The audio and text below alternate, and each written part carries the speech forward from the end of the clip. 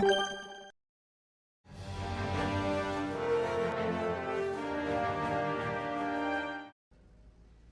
everyone, and welcome back to my channel with a new video about World of Tanks, and today I have another garage video for you guys. I will showcase all of my German vehicles in my garage currently. The idea behind this video is first of all to make a few comments about each of those tanks, what I liked, disliked, well, most notably why I kept them in my garage.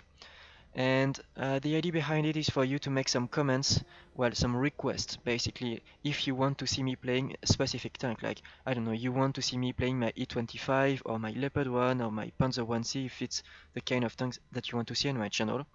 And I will play them and feature them from time to time. So that's basically it, and let's start with the first one, the Panzer 38H.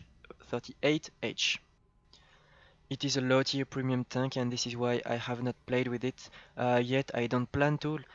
I mostly play with higher tier vehicles, whether they're premium or not, so it's the same for my Panzer 2D. I haven't played it. I don't know what it is worth. It has been offered to me, so I have no comment yet for those first two tanks, sorry. The third one is my Panzer 1C. I absolutely love it, as you can see with the huge amount of free experience I have on it. It is fast, agile, has a fantastic autoloader, so it has a huge potential for fun, especially in platoon. Beware, you don't want to be facing tier 4 and 5, or let's say not any opponent with decent armor. But as soon as you have a soft target, it is just lovely. If you play in a T5 game, you want to stay stealthy at the beginning of the battle, so don't just go and blaze away with your gun. At the beginning of the battle, you want to stay safe, but as soon as you have access to easy targets later on in the game, you can have fun, even in higher tier games. Um, you don't really need gold ammunition. I have a few, but it's not really necessary.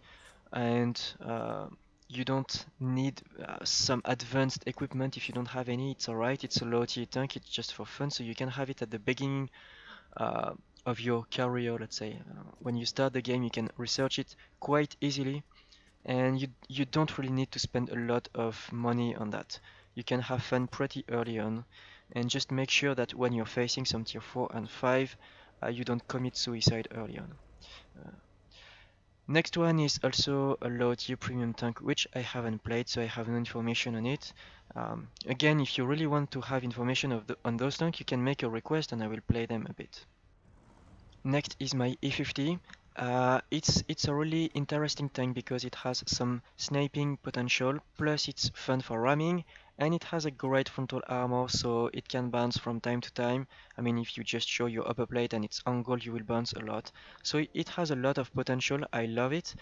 Not as much as my E50M. This is why I moved my crew, but if you want to see more of this tank, just ask. Honestly, its gameplay is very similar to the E50M, so just keep one of them in your garage, but seriously, this tank, it has a lot of potential. Next tank is my Leopard 1. Leopard 1 is fast, agile, quite stealthy, very good for sniping as well, very good gun handling abilities. I really love this tank. This tank doesn't love me so much. I don't have amazing stats in this tank. So I will play it more. Honestly, if I had to pick one tank at tier 10 with 3 marks of excellence, it might be this one actually. Not my favorite tier 10, but I really enjoy playing it, and I believe that it would not be the hardest tank to have the 3 marks of excellence on it. But more on that later if I decide to go for it. At the moment, my 3 marks of excellence tanks that I'm currently grinding are the Yak Tiger and the WZ, well, my wizard, Chinese tank. Afterwards, what do we have? Oh, the E50M. It's, well, as I mentioned previously, very similar to the E50 but at tier 10, so it has better abilities in almost every single aspect. Strong frontal armor, very powerful gun, hard hitting, accurate, uh, very good gun handling abilities. So it's not the tank that I play the most efficiently. I am still learning how to play it properly, but all of this combination makes it for not only efficiency, but also it's quite original and unique. And if you're tired of seeing always some, I don't know, high tier Soviet medium tanks with a lot of DPM, well, you can pick a different path. You could choose the E50M and you will not regret it. Next, oh, it's the Tiger. One of my favorite tanks in the game. It is just a beast. Um, very little complaints, like of course it doesn't have a great frontal armor, but apart from that, it's a majestic beast. Excellent DPM, good mobility, excellent gun handling abilities. I mean, what to dislike about this tank?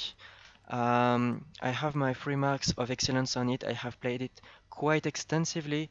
Um, no, really, I absolutely love this tank. If you want me to play it more, I will play it more with no question asked.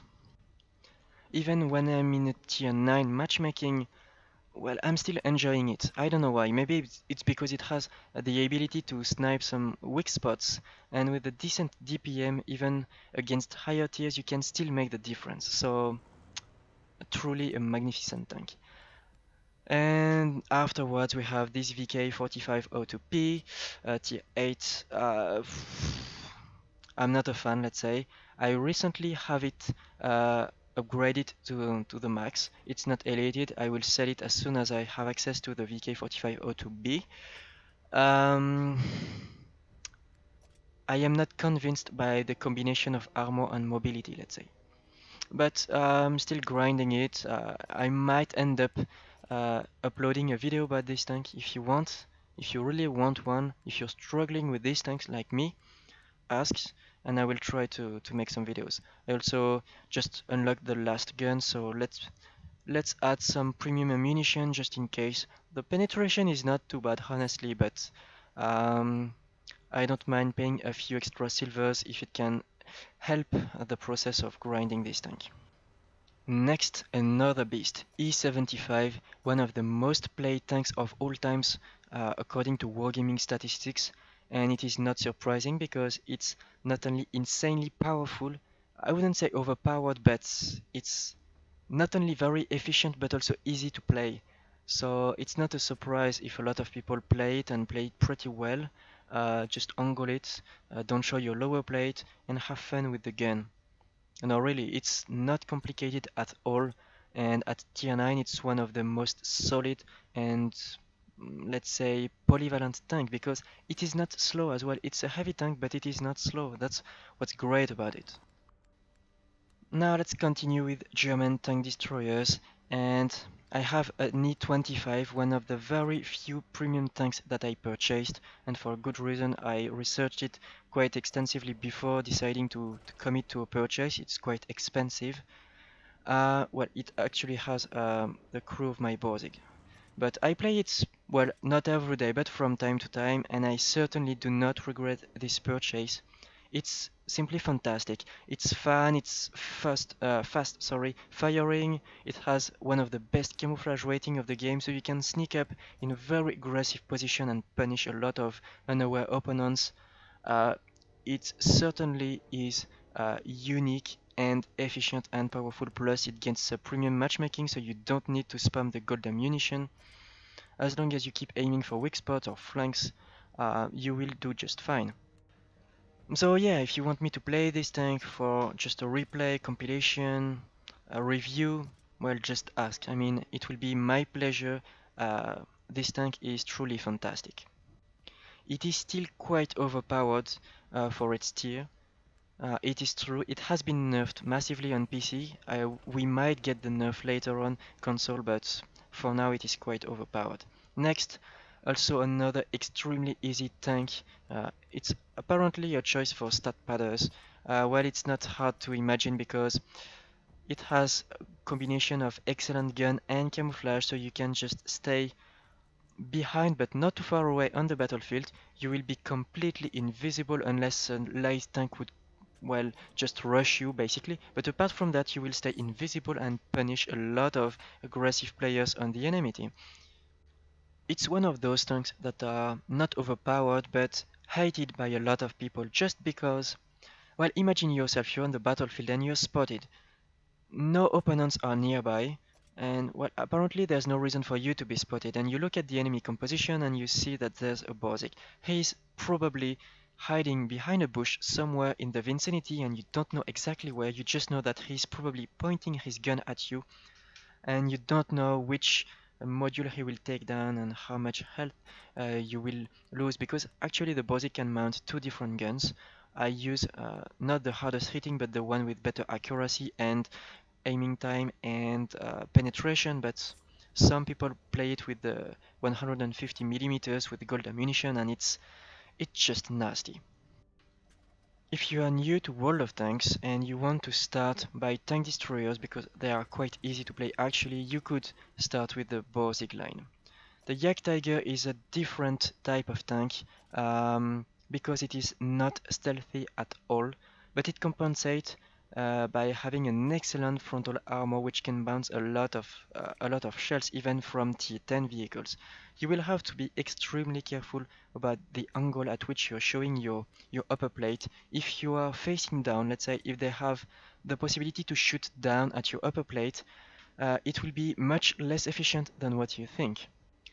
It is actually made for a hold down position where your upper plate is kind of tilted backwards, which would accentuate the natural angle, let's say. So I really love this tank.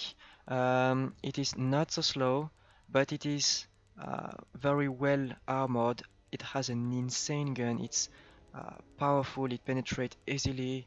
It's quite easy to use actually. The hardest part for you will be to find some nice hold down positions and to be very careful about your surroundings. And as you can see, I have researched the Yak Panther E100, but I was not particularly fond of this tank. I might buy it back in the future, so if you want me to play the Yak Panther E100, I could, but it's not in my priority list. So if it's a request, why not? Then the Waffenträger aus E100. I used to play it a lot when I just purchased it, not anymore. It's actually kind of the same with my Waffenträger E100. I still have it in my garage, but I haven't played it in, well, in months really. Because it's one of those unbalanced tanks. The hull, well, the tank in general is crappy, but the autoloader is so powerful, it's ridiculous. 3000 points of damage in a few seconds. It can obliterate a full life tank, even if it's a tier 10. You can cripple several tanks, you can finish off a few damaged opponents in just a few seconds. It is simply brutal. And people will fear you so much when you have this tank, unless they know you're reloading, and in this case they will simply rush you and beat you to death, a well-deserved death. So I'm not complaining against people playing this tank, but it's too popular in my opinion, and it's like artillery. When it is there, people are less brave, less adventurous than normal. About those tanks that I don't possess in my garage, the Leopard, the VK2801 and Outclaw Panther, and the RU251. Well, I would like to have the RU251, but I don't really want to play the previous tanks, so I'm certainly not in a hurry to get it. Apart from that, I'm still missing the VK4502B. I really want this tank. It's one of my current grinds, let's say. I will research the mouse, but probably won't end up buying it.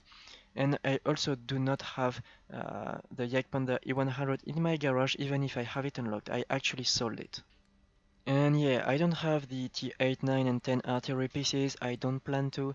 I will not purchase them and play them even if you ask, just because I hate playing artillery and I have standards, you know.